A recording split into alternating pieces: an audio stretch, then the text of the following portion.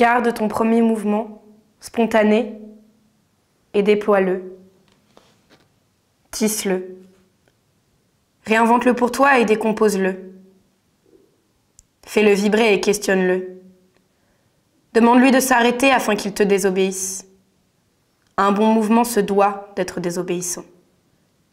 Et même de s'étaler dans ce qui lui paraît être sa propre subversion. Un mouvement doit rester cryptique, rester dans sa crypte gestique. Et il doit épouser les contours du lieu qui l'accueille, faire transpirer les murs à sa place. Il doit brûler le parquet contre lequel il tente de s'écraser. Il doit lutter contre le vide qui l'absorbe et tout le corps avec.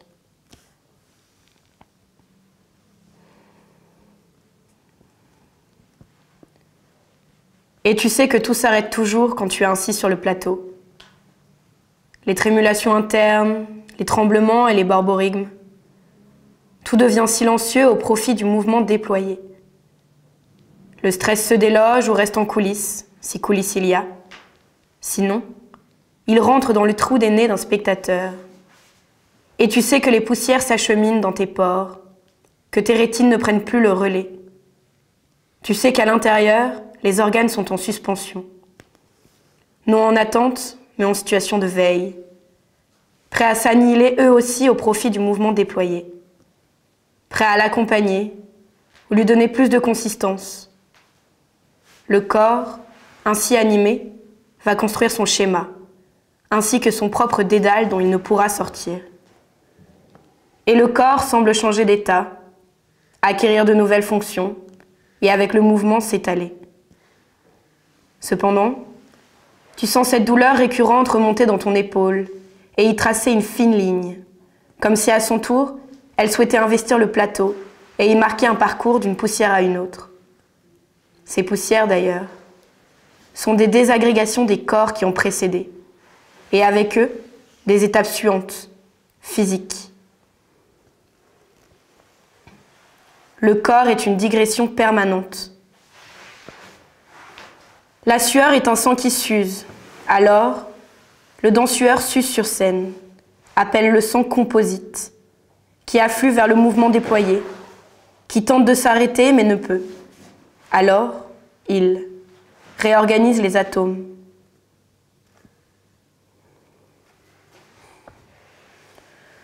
Aujourd'hui, je me sens comme une plaie cicatrisante que tu ne peux t'empêcher de gratter.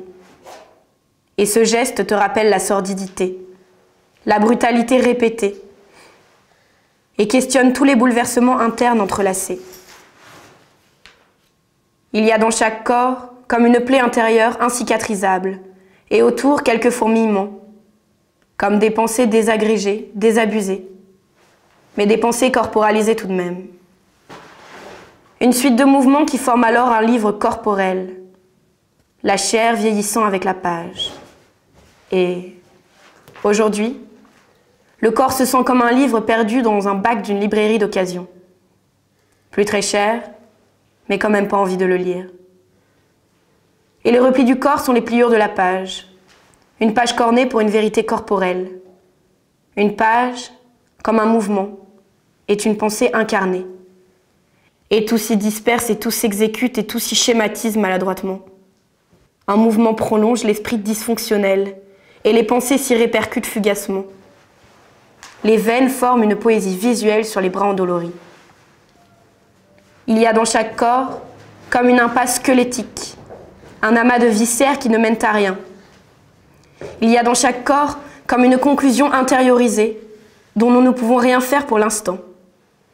Il y a dans chaque parcelle de corps des problématiques douloureuses, des étreintes éteintes, de bonnes paroles tues, des images composites intemporelles de nous-mêmes, crispées dans nos égocentrismes et nos timidités mêlées. Il y a dans chaque rebord de corps une idée puissante, prête à plonger, à se noyer dans l'eau invasive, celle qui s'apprête à abondamment s'écouler sur le plateau. Il y a dans chaque corps une idée inondée. Invasion du corps, ici, à l'intérieur de soi-même. La sueur s'échappe encore, et les membres tentent de la suivre. Il faut, d'en suer, pour qu'une jambe se froisse et qu'un organe s'assouplisse.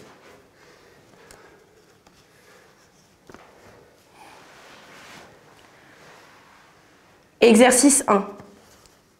Respire, arrête, intériorise, respire, coagule, répète, respire, coupe, respire encore, coupe, arrête encore, rate encore, essaie, échappe, achève, respire, respire, respire.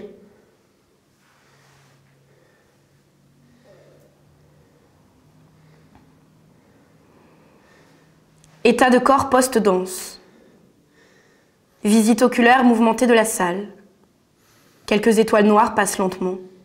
Front humide, paumes boursouflées, jambes soulagées, nuque alourdie.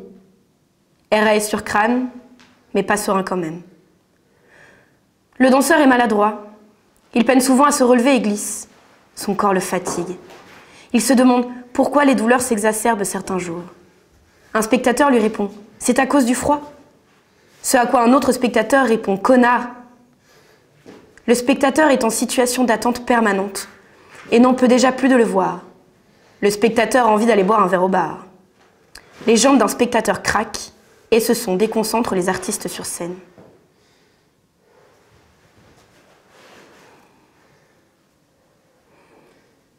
Exercice 2. Choisis une poussière sur le plateau. Décris un parcours au sol en te frottant afin de la rejoindre. Fais danser ton auriculaire sur la poussière. Offre-la à un spectateur avant qu'il ne s'échappe de la salle. Lèche le sol si tu veux, en cherchant l'essor de la poussière précédente. Mais je ne te le conseille pas, et tu n'es plus assez courageux.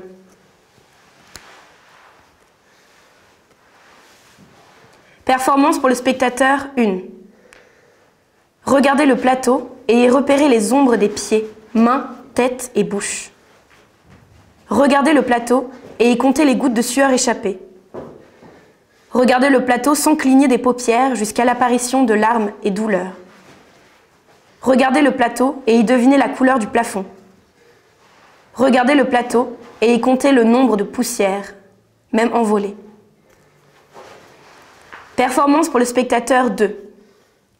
Regardez la pièce dans le reflet des lunettes de son spectateur voisin. Regardez les mouvements de la bouche de son spectateur voisin pendant la pièce. Regardez la pièce dans les yeux de son spectateur voisin. Clignez des yeux en même temps que son spectateur voisin. Synchronisation oculaire accompagnant la chorégraphie. Touchez délicatement la main de son spectateur voisin au moment le plus tendre de la pièce. Soufflez dans les cheveux de son spectateur voisin pour une expérience chorégraphique totale et sensationnelle. Inventaire d'un corps plié. Main gauche sur épaule droite sur sol lisse. Main droite sur sol lisse, genou brûlé, front lardé de mille chaleurs. Doigts crispés, dos courbé, arête de nez en alerte. Tempe boursouflée, souffle accéléré, lèvres pincées, coude éborgné, narines semi-bouchées. Pied droit derrière tête. Tête renversée, nuque pliée. Genou droit comme point d'accueil du coude gauche.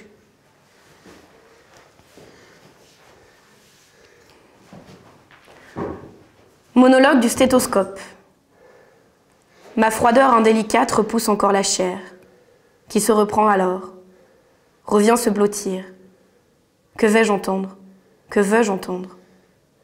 Des trémulations, des tremblements internes, des borborygmes, les sons d'une maladie, les incarnations sonores mystiques, les théories des organes désabusés, le nihilisme de l'intériorité, des souffles, des râles, des agonies amplifiées, et tout crépite, et tout vibre, et tout grince maladroitement. J'entends parfois la vibration spasmodique des mots entre deux côtes. Et à de rares occasions, et à l'aube, avant que tout ne se réveille encore, des sons proches de ceux que font les livres dont les pages craquellent sous le poids du vent et du soleil. Je suis le microphone d'un monde interne qui n'en finit pas de se mouvoir. J'entends d'ici le mouvement déployé, mais ne le fais pas résonner. Je suis l'écouteur de la meilleure bande-son de l'humanité, fardée de 1000 blessures de plus en plus ancrées. Je suis le seul à appréhender votre monde sonore interne, que vous ne graverez jamais sur vinyle, mais que je transmets à un professionnel qui n'hésitera pas à vous modifier chimiquement.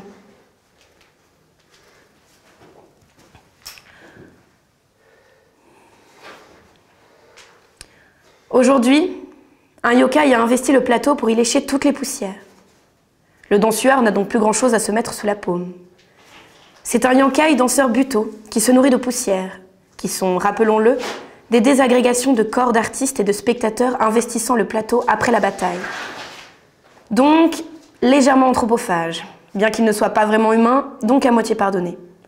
Comme un danseur qui rate un mouvement pendant un spectacle gratuit. Ce yokai veut tout le temps jouer avec sa lampe poche et sa langue pleine de poussière, en faisant des mouvements lents et sordides. Mais les programmateurs en ont ras-le-bol et le chassent à tout bout de champ. Alors, il hante les dessous de scènes nationales, où il s'empâte à grandes bouchées de poussière et émet des bruits flippants de fantômes, en attendant d'obtenir sa série Netflix. Il sait qu'un jour, des gosses s'habilleront comme lui pour Halloween et demanderont de la poussière plutôt que des bonbons. Parfois, le yokai hante le corps d'un danseur sur un plateau d'une scène nationale et lui fait rater ses mouvements pour se venger. De quoi? On ne sait jamais vraiment avec les monstres. C'est arrivé l'autre jour dans un spectacle de prêche-locage, et les critiques journalistiques ont fusé. Bien fait pour sa gueule, pense le yokai, qui tente encore d'être un intermittent, mais qui ne sait pas écrire correctement prêche-locage.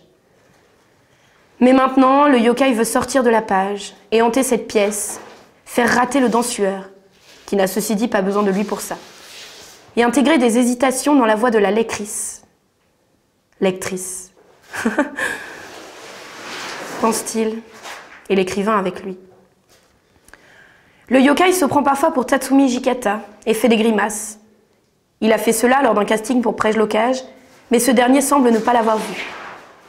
Le yokai n'a fait que 3 cachets pour son intermittence, mais c'était dans des mangas, pas sur une scène nationale. Et maintenant, une conseillère Pôle emploi va lui casser les pieds pour qu'il aille hanter un corps fiable et devenir vendeur dans un magasin de fringues de sport, puisqu'il aime tellement la danse. Le yokai aimerait lécher le cerveau plein de poussière de la conseillère Pôle emploi. Elle lui dit qu'il lui manque un sacré paquet de cachets pour avoir son intermittence de fantôme. Il pense alors « Je sais, bouffonne » et qu'il devrait peut-être postuler à la fête foraine. Bref. Le yokai attend encore un corps compatissant. Si un spectateur y consente, qu'il se manifeste.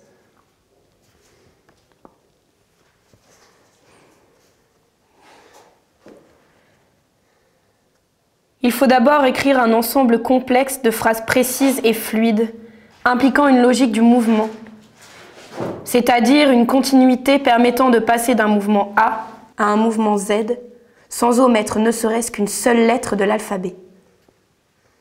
Ensuite, le danseur peut laisser sa sueur prendre le relais quelque peu et chorégraphier ses perles sur son front. Alors, comme une phrase impossible à corriger, inutile de l'essuyer, la page ou le sol s'en chargera, et le lecteur ou le spectateur appréciera davantage. Ensuite, vient le temps de l'improvisation courte, sorte d'écriture automatique explorant l'inconscient gestique, puis la proprioception, qui est une dimension méta du texte, et donc une méta-chorégraphie, qui donne à entreapercevoir ce que pourrait ou aurait pu être la chorégraphie. Généralement, c'est là que le spectateur s'emmerde, et là où le lecteur tourne les pages.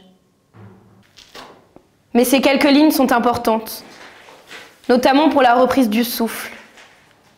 Elles renseignent aussi sur cet ailleurs de la danse, sur ce qui ne peut être incarné mais seulement rêvé, fantasmé. Tout ceci relève d'une quête de l'absolu, liant l'impossible à l'insoluble, celle d'une expansion de la forme ou d'une recherche de nouvelles formes, tant par le corps que par le texte. Mais c'est souvent autre chose qui gagne, la douleur, la physique, la loi de l'ici et du maintenant, le regard perturbant du spectateur, la cage dans laquelle on s'enferme volontairement quand on s'expose prétentieusement sur un plateau, quel qu'il soit. Il y a parfois de l'absolu dans quelques mots transpirants et dans quelques mouvements suintants. Mais il faut poursuivre la quête pour qu'il y ait encore création.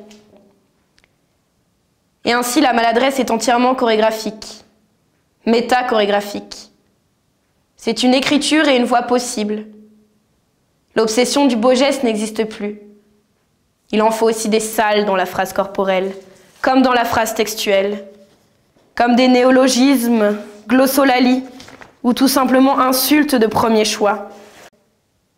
Une chorégraphie se doit désormais d'être jalonnée de mots gestes crus, de torsions du langage corps. Un mouvement se déploie comme une phrase blessée, couverte d'échymoses narratives, de griffures, de boursouflures syntagmatiques. Ce qui a été déployé sur ce plateau, c'est un ensemble fragmenté, composite, et non une narration incarnée, bien sûr jalonnée de maladresse et de torsions charnelles. La chorégraphie, c'est ce qu'il reste de tout cela une fois que le déploiement a cessé. C'est l'après-mouvement. C'est l'appréciation de celui qui a le plus raté, du plus tendu, du plus informel ou du plus inventant. Un mouvement, à son arrivée dans le corps, doit lui poser la question de sa nouveauté. Et la métachorégraphie est peut-être enfin trouvée. C'est cette splendide constellation de poussière flottante, avant, après et même pendant. C'est ce qu'il se passe quand il ne se passe enfin plus rien.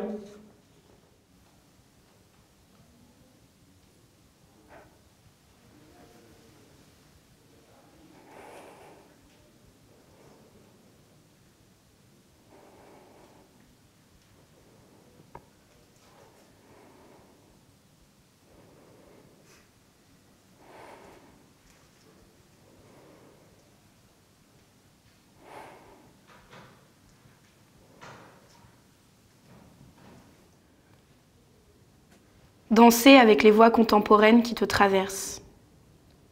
Danser sur un sol de feuilles et pansements que tu as fabriqué toi-même. Danser face au corps contemporain qui te parle. Danser face à ton extrême. Danser face à ton banal. Danser dans ta salive. Danser dans ton intestin. Donner corps. Donner du corps. Donner du corps. Donner corps à son souffle, avec son souffle, avec son pied un peu tordu, avec un index un peu vrillé, avec un œil virevoltant, avec quelques cheveux. Donner corps, donner à voir le corps, avec une posture de pied, une différence corporelle. Le corps est morcelé en pensées fugaces, organiques, désorganisées. Le quotidien est morcelé en actions et performances parfois perverses, parfois douloureuses, parfois sadiques, parfois ultra signifiantes. Il faut trouver le non-corps, un corps absent, un corps décontextualisé, un corps discrépant, un corps ici et maintenant, un corps toujours perdu dans les recoins de lui-même, un corps total, un corps néant. Un corps qui s'étale et se ramifie. Un corps comme un texte travaillé jusqu'à la plaie.